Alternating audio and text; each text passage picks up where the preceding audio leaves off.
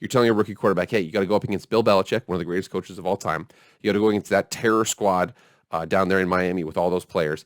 And you got to go up against Josh Allen and try and outscore them twice. Probably not going to happen.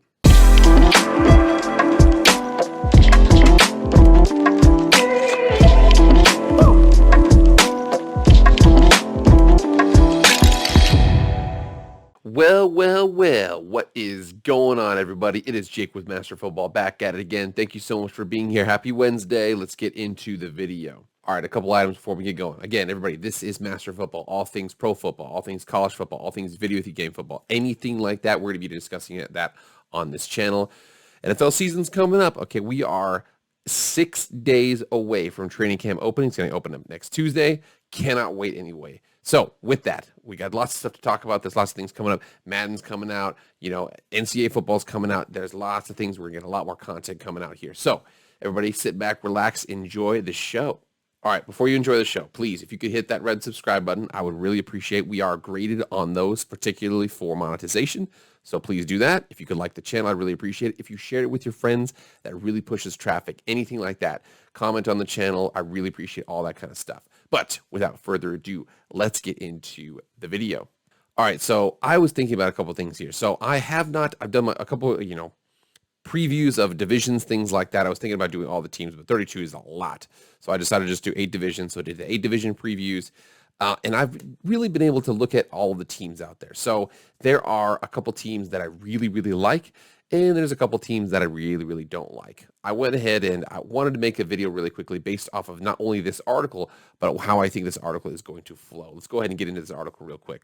Here we are on 247 Sports 2022 NFL Mock Draft QBs Elite Defenders Highlight Early Selections by Brad Crawford. Here we go. This is July 19th, a couple days ago, 7 in the morning. So they went ahead and highlighted a couple things here. They talk about a couple teams. They talk about, Spencer Rattler going up high. They talk about Sam Howell, QBs.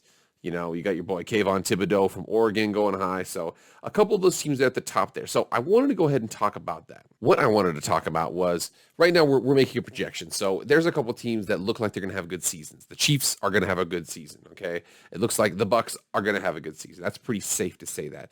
There are a couple teams that I feel like aren't going to have good seasons. So I'm going to go through my bottom 5 teams in the NFL draft for this next season, who I think is going to be picking, 5 through 1. And then we're going to go through 3 items for them, for each of those teams, on why they're there.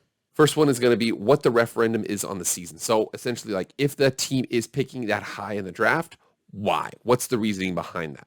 The next one is, if that team is picking that high and there's a certain player available in the draft that's high, what kind of optimism do they have heading into the 2022 season and beyond? Some teams, even if they do poorly, actually look like they're going to have a pretty solid future ahead of them. Other teams, maybe not so much. And then finally, like I said, we base it on those players. We're also going to base it on their needs too. So if they have a bad season because of this player, because of that player, what are they going to be looking for in the NFL draft? So those 3 things, we're going to talk about them. Let's go ahead and get into it. So again, the teams I have right now. Okay, hold on. I've got my pen and my piece of paper right now. Okay, so I feel like number 5. Now again, nobody be offended with me. This is a projection. Okay, number 5 I feel like is going to be the Philadelphia Eagles. Number 4 is going to be the Jacksonville Jaguars. Number 3 is going to be the Detroit Lions. Number 2 is the New York Jets. And then the number 1 overall pick will go to the Houston Texans. We're going to go through each of those one by one, all 3 items. Let's get into it right now. So the first one I have is the Philadelphia Eagles at number 5. So for them, their 2021 season referendum, what it's going to be about is going to be Jalen Hurts. Okay, I feel like we're going to have a commonality with a couple of these quarterbacks here. They went ahead, they ran Carson Wentz out of the building. So you see Doug Peterson's there. He's like, I got my guy. He's here. We're a pretty solid, coaching staff. We haven't had a winning season in a while, but hopefully that Jalen Hurts can take us there. Now, there are some questions about his ability to stand in the pocket and make plays. They did have that really surprising victory against the Saints last year late in the season. Came out, a new quarterback went in there, and they threw them a couple items that they didn't see on film, so they're really able to take advantage of that. Going to be a lot harder to do that for a 17-game season. So I think that if they are picking in the top 5, it's going to be because of Jalen Hurts' inability to make dynamite throws down the field. To the good receivers. Again, Jalen Reagor, burner receiver, Devontae Smith, burner receiver, Miles Sanders in the backfield. They've got a couple weapons for him to work on. If he can't make it work with those guys, it's on him. So the 2022 optimism going forward, so I think that it's incomplete. Now, I do like the fact that if Carson Wentz starts 70% or more of the games for the Colts, the Eagles get an additional first-round pick. So that will be good. They'll have 2 first-round picks. They're going to get a second anyway, even if he doesn't start that many games. But the optimism for the assets looks good because they'll have a top 5 pick, whatever they have with the Colts' pick. And, they've got probably going to have a lot of, cap room like that. They're not throwing a lot of cap room at their quarterback right now, so they're probably going to have the ability to maneuver that around pretty well. Now, where it gets interesting is who's going to be available. I see, obviously, you saw that thing right there, that article I showed you, Sam Howell, Spencer Rattler. There are a couple quarterbacks available. Are they the top guys? They are going to more than likely be lifted up that board in the same way that Zach Wilson was. And remember, nobody knows who Zach Wilson was before the season started. I was a Boise State fan. He was pretty good. I knew he was a solid quarterback. I didn't know he was that good. But we'll see that. So if they're available and they are picking in the top 5, they are going to heavily be looking at a quarterback. Now, if for some reason Jalen Hurts looks good and they don't play well, then again, it's going to be just best player available in that situation. So a lot of these questions about the teams and the optimism deals with the quarterback situation because that's the NFL we live in, man. All right, as for the Jaguars at number 4, so what I think for them. So the 2021 season referendum, we know that Trevor Lawrence is talented. We know he's going to be a rookie. This is going to be a referendum on 2 through 53. So remember, the reason why they got Trevor Lawrence was because they went 1-15. They won that first game against the Colts, lost 15 games in a row, and absolutely just blew the whole season. If they lose this many games, again, it's because the quarterback only solves one position. You got to have 2 through 53. If they're not able to fill those out and they're picking in the top 4, it's going to be because of them. The 2022 optimism and the NFL draft player that they're going to have. So the cool thing about them is they're best player available. You don't worry about quarterback. Okay, you give Trevor Lawrence at least 3 years to figure it out, whatever's going on. Well, hopefully he doesn't get injured, knock on wood. But I really think that their optimism for the future, as long as they can hit on the draft picks that they have, I feel like it's sky's the limit for them. Again, best player available for them. You are giving Trevor Lawrence at least 3 seasons. He's that good of a talent. You don't even think. You look down, you look up, and hopefully he's doing well. You know that he is a unique talent. All right, as for the Lions, this is going to be an interesting one. So remember, they were not very good, and they went ahead and they had Matt Stafford, who's a highly talented quarterback who got injured. They traded him for another first-round pick, and now they have Jared Goff, who is an injured quarterback and not as talented. So I think that this would be a referendum on the fact that they're still in kind of rebuild mode. The Lions, that their roster, if they are ending up picking in the top 5, it's going to be because of rebuild mode. They just don't have a lot of talent on their team. Now, Jeff Okudah on the defense didn't have a very good season last year, but you think about it, though, you still got DeAndre Swift, you got Penei Sewell, you've got a couple freakazoids that hopefully you can eventually build around. So if you're picking in the top 3, remember they have the Rams pick, so they got 2 first-round picks. If they they could potentially package 2 of those, that late first and early second, their picks, trade up again for get another stud player. They've got a lot of options available to them. For them, for the 2022 optimism, again, I think that for a Lions fan, you look down, you don't worry about it, you look up, and hopefully they hit on their draft picks. That's what you really need. You want to see development out of their players. I don't know if Jared Goff is in their long-term goals, but I do know that they're going to have a lot of options. They have a lot of draft picks. So the 2022 optimism and beyond is going to be around whether or not they can solve the quarterback position.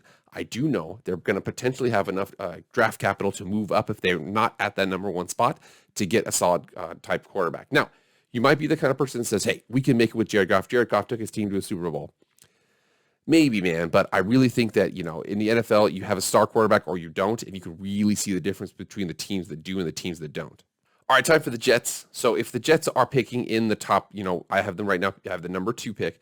So if the Jets are here, it's going to be a referendum on the fact that when they play in the AFC East, they have to play the Dolphins twice, the Pats twice, and the Bills twice. That's a tough schedule, in addition to having a rookie quarterback. So you're telling a rookie quarterback, hey, you got to go up against Bill Belichick, one of the greatest coaches of all time. You got to go against that terror squad down there in Miami with all those players. And you got to go up against Josh Allen and try and outscore them twice. Probably not going to happen.